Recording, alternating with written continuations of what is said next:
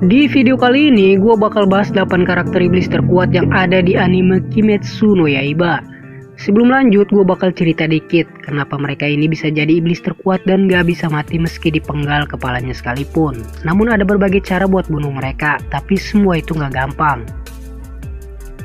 Selain itu juga kemampuan regenerasinya yang cepat banget. Gak kayak Piccolo yang mesti teriak dulu sambil ngeden baru bisa beregenerasi.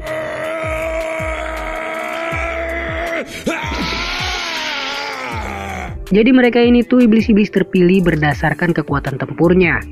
Mereka semua awalnya manusia biasa sama kayak kalian.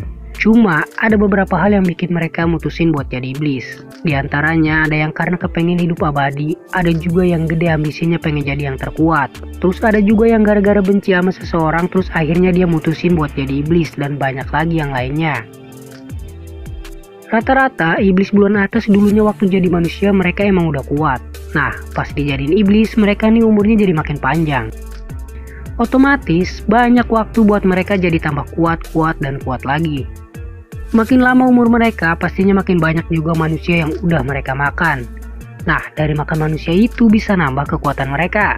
Selain itu juga, kalau mereka berhasil ngejalanin tugas dari Raja Iblis Kibutsu Jimujan, mereka dapat bonus darah dari si Mujan. Darah dari si Mujan ini spesial banget dan bisa bikin mereka tambah kuat. Selain itu juga mereka nambah kekuatan dari latihan. Rata-rata dari mereka tuh kekuatannya setara sama 2 Hashira atau pilar.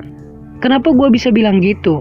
Karena rata-rata Hashira yang pernah ngelawan mereka 1 lawan 1 itu biasanya mati. Tapi ada juga sih yang menang, cuma awalnya main keroyokan dulu. Tapi ini Hashira selain Yorichi di era Sengoku ya, soalnya dia itu emang titisan Dewa Matahari dan dia orang pertama pengguna teknik pernapasan. Raja Iblis Mujan aja dibuat nggak berdaya sama tuh orang. Oke, lanjut ke iblis bulan atas nih. Rata-rata umur mereka tuh udah ratusan tahun. Otomatis banyak Hashira di era sebelumnya mati pas lawan mereka. Ada juga sih yang masih hidup dan jadi pelatih calon pemburu iblis. Tapi karena emang mereka nggak pernah ketemu langsung sama tuh para iblis bulan atas, jadi mereka masih hidup. Oke, langsung aja ini dia urutan iblis bulan atas berdasarkan peringkat kekuatannya dari yang bawah sampai yang terkuat. Pertama ada Kaigaku. Kaigaku merupakan anggota iblis bulan atas peringkat 6 yang awalnya didudukin sama Daki dan Gyutaro. Sama dengan Kokushibo, Kaigaku juga merupakan mantan pemburu iblis. Dia tuh bekas murid mantan pilar petir. Dengan kata lain, dia itu senior dari Zenitsu. Pas jadi iblis, dia punya jurus terkuat yaitu petir hitam. Dia muncul pas perang besar di dimensi Infinity Fortress. Alasan dia jadi iblis itu karena dia pengen kekuatan yang lebih. Saat baru beberapa bulan jadi iblis, dia yang awalnya peringkat iblis bulan bawah akhirnya naik gara-gara ada posisi kosong pas Gyutaro sama Daki mati. Terus dia dikasih suntikan darah sama Muzan buat nambah kekuatannya. Tapi karena dia masih susah buat gunain kekuatan darah iblis Mujan, akhirnya dia koit pas ngelawan Zenitsu di dimensi Infinity. Dia ditebas pakai jurus ketujuh pernapasan petir. Oke, berikutnya ada Daki dan Gyutaro. Daki dan Gyutaro merupakan iblis bulan atas peringkat 6 sebelum digantiin sama Kaigaku. Bisa dibilang mereka ini satu paket. Gyutaro tinggal di dalam tubuh adiknya yaitu Daki. Dia muncul kalau Daki lagi terdesak aja.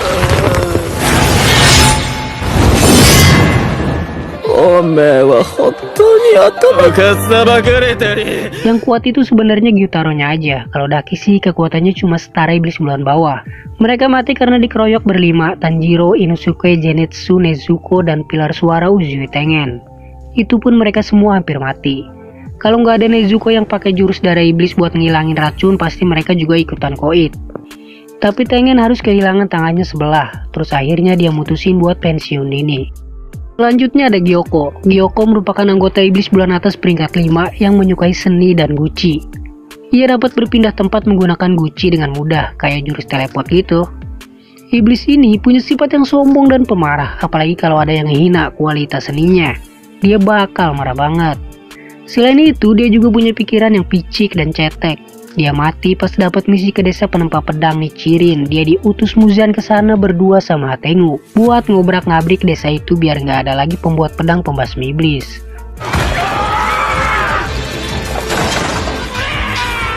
Tapi untungnya di sana kebetulan lagi ada pilar kabut Muichiro Tokito, pilar cinta Kanroji, Tanjiro, Nezuko, sama si pemakan iblis, lupa gua namanya. Berikutnya ada Nakime. Pas Hatengu mati, Nakime gantiin perannya sebagai iblis bulan atas peringkat keempat. Sebelumnya dia cuma seorang iblis biwa yang tinggal di dimensi Infinity Fortress. Tapi kekuatannya bukan kaleng-kaleng, dia bisa bertahan pas dikeroyok sama dua Hashira sekaligus, Iguro si Hashira ular dan Mitsuri Kanroji si Hashira cinta. Nakime awalnya cuma dikasih tugas buat manggil para iblis bulan kalau ada rapat dadakan sama Muzan di dimensi Infinity. Dia mati dibunuh sama Muzan gara-gara ya dikendaliin sama anak buah Tamayo. Gua lupa namanya siapa, intinya dia mati aja. Berikutnya ada Hatengu. Hatengu merupakan iblis bulan atas peringkat keempat yang mati diganti nama Nakime. Hatengu memiliki kemampuan untuk membelah diri. Kalau ditebas, dia bakal ngebelah diri jadi banyak.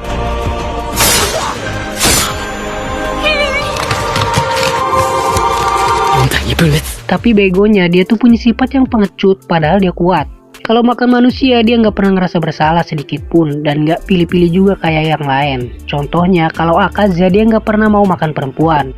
Doma kebalikannya dari Akaza, dia cuma mau makan perempuan aja.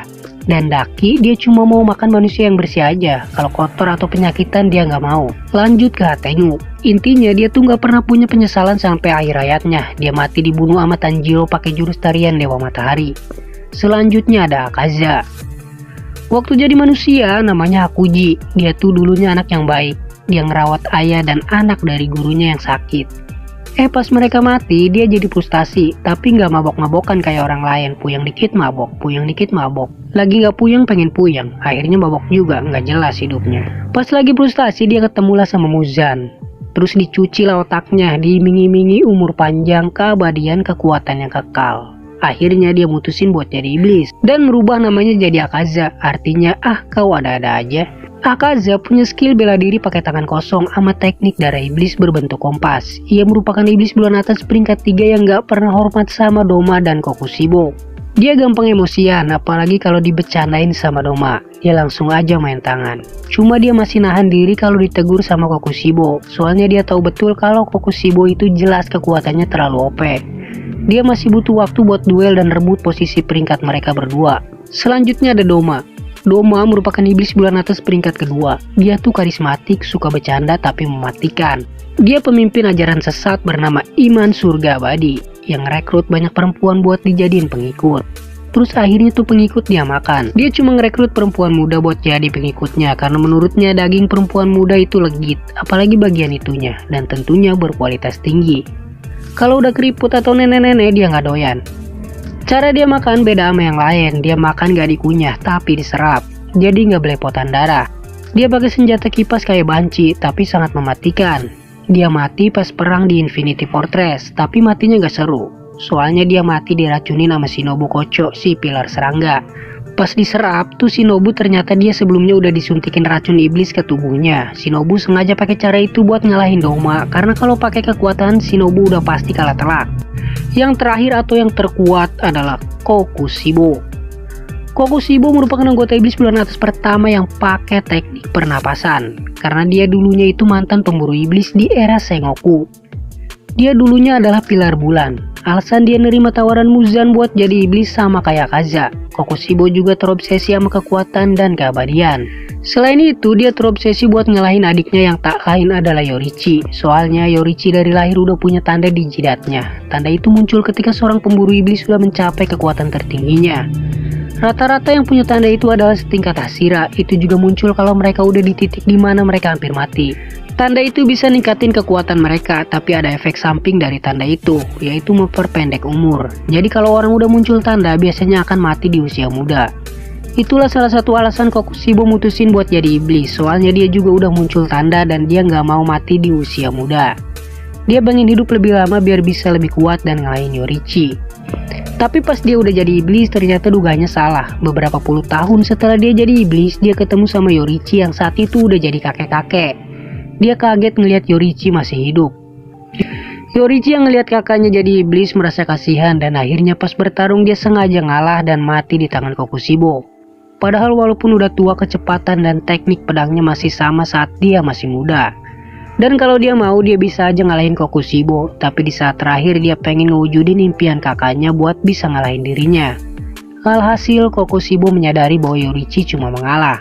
Kokushibo mati saat perang besar di dimensi Infinity. Dia dikeroyok sama 3 pilar, yaitu batu, angin, kabut, dan dibantu juga sama si pemakan iblis. Lupa gua namanya, malas juga cari taunya, pokoknya dialah. Namun dari hasil pertarungan itu, pilar kabut Muichiro Tokito sama si pemakan iblis ikutan mati juga. Oke, itulah penjelasan singkat dari gua mengenai iblis bulan atas. Kalau ada yang mau request anime atau apalah itu yang minta gua rekapin, coret-coret aja di kolom komentar. Gua mewakili seluruh redaksi dari Oyo 2 Corporation mengucapkan terima kasih dan sampai jumpa di video berikutnya.